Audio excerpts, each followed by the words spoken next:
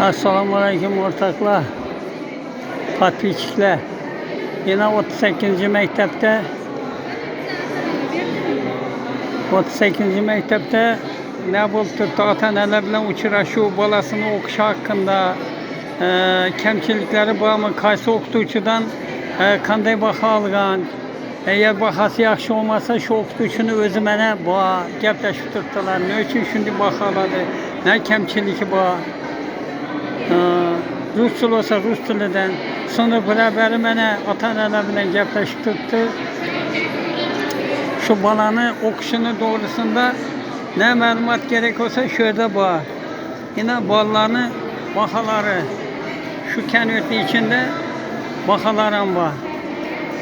Shuning uchun o'rtoqlar, bu yaxshi gap bu.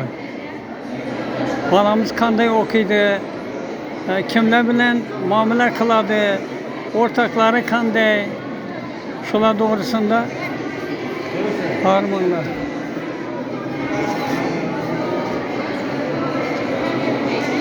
Sağlıklı yaxshimi? Hormonlar. Yine bibliotekam bor, biblioteka gerek olsa biblioteka, qanday kitoblar, ota-onalar bilan savol-javob bo'lib turibdi. Qanday kitob o'qigansiz? Savol-javob qilamizmi? Qayerdan savol beray deb.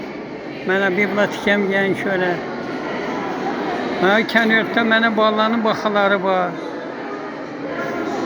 Qaysi fanda qanday o'qigan, agar o'qishi yaxshi bo'lmasa, şu damlar o'tiribdi, damlarga borib görünedi, qanday o'qigan, ne uchun bahası past.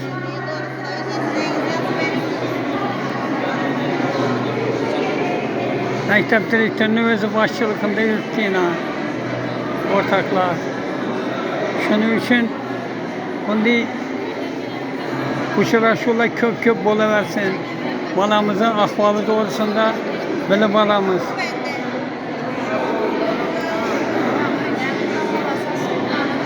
Texnologiya fani.